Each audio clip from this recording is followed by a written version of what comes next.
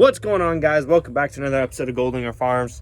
And I've been gone for 2.5 weeks, so there's been some things happen here around the farm that have been rather nice, one of which I'm standing in front of, which happens to be a J&M 1132X with freaking giant tracks on it. Extremely cool. Can't wait to use it behind the 460 or the 9430 or whatever we have on it. And this thing has the 4 bogies track instead of just the 2. So that costs a little bit more money, and yeah, it's impressive, quite large. That's what she said. Now, I also bought something new while I was at college, and I'm gonna go pick it up from my cousin's place right now. Speaking of more new stuff, looks like we're getting my grandpa's new 735 FD flex draper. Looks like kind of in the way. Real nice. So here's my new planter, a John Deere 7000, picked up by my good friend and neighbor Willie, who is working on a combine and also bought his own tractor over there behind the grain bins. Well, I'm super excited to get this thing in the field because it's leaps and bounds ahead of my Oliver. And this one actually had a monitor, albeit it's not like a 2630 display, but it's better than 2 zip ties around a shaft. So here's Willie's new 9170 Steiger. Willie, what are you gonna do with this thing? Convert diesel to noise. That's a good answer. And my cousin Jared, not Willie, has this 4320 that's his baby. It's got a heck of a rack of weights on the front. It's got weights on between the tires. It's weighted down. All right, I'm gonna fire up my 730 diesel, and we are gonna go get my planter. I am super excited because it's better than that piece of junk right there. Oliver, it was an okay first year planter, but let me tell you a secret, it's really not that great. Gosh, I just love that sound. It's awesome.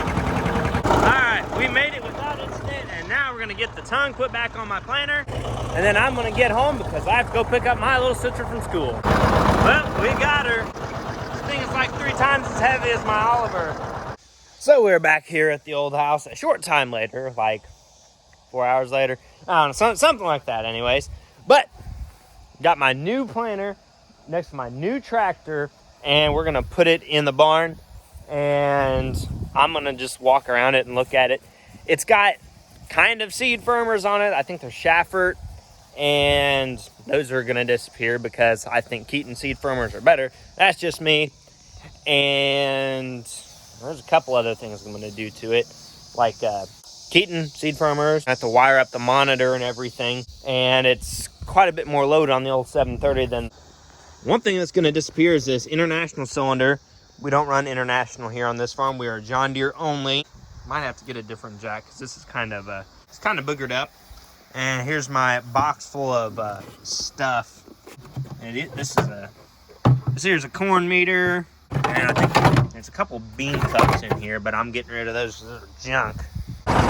So I have a problem that I never, ever thought I would have had. My planter does not fit in my barn because now I have to go put it in the big shed over here. It's a good problem to have. That means I'm upgrading. All right, I got the 730 diesel parked. We're gonna go out to the barn and take a look at my new planter. This thing's awesome. It just rocks. It's so cool. Now, I know the lighting isn't the best in here, because that light right there doesn't work. This one does. I mean, it's better than no light. But, I mean, here she is. It's a 6-row John Deere 7000. Not really anything super special about it other than it's in really nice shape. This is a shed-kept Illinois machine, and got all the wires for the monitor and stuff. Also, side note, if you made it this far, you should know that I bought another gun. But I also sold 3 guns, so it's not like I'm a hoarder or anything. I just like to buy, sell, trade, and swap, you know, just living the American dream. Okay, this is also going to be a short how-to video on how to change the tread spacing on your John Deere 2-cylinder. Got a manual here and 2 kind of mechanically inclined people. So it would appear, according to the operator's manual, as if I need to loosen these 3 cap screws here and then tighten these or something. And then I can turn this wedge here and it'll slide it out because it's on a rack and pinion kind of deal. and we're gonna take it out to this little black, where this line is here. And then we do it for the rinse and repeat for the other side. Then it should be good to go, but we're gonna see what actually happens. You know, you always say that these things aren't gonna take that long, and then they do.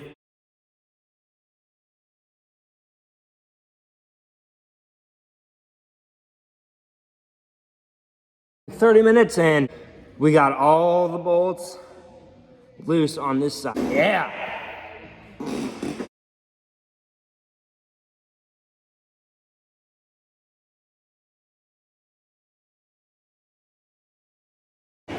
We got it.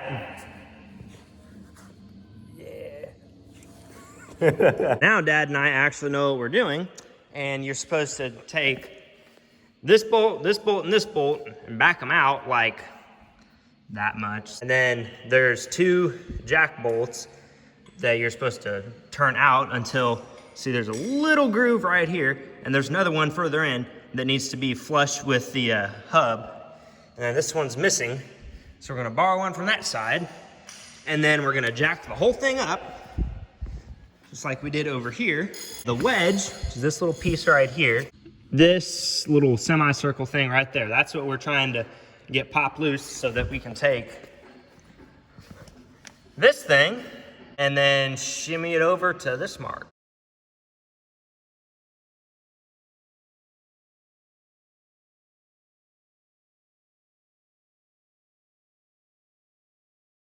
We are done getting both of the wheels adjusted. Now, we just have to go get the impact and fix this little problem.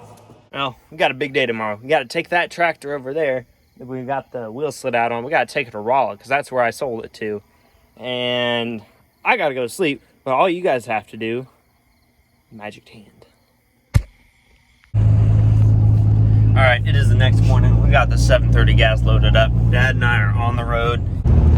Well, we dropped my tractor off. I said my final goodbyes. Not really, I'm not gonna miss it that much. So real quick before I end the video, we got one more new thing, and that's sitting right behind me. So my dad bought this John Deere 8R370 brand new. So corn's starting to dry down, and we're gonna be in the field here before too terribly long. But I've held you on the line long enough. So that's the end of the video, and thanks for watching, and come back next time. See you around.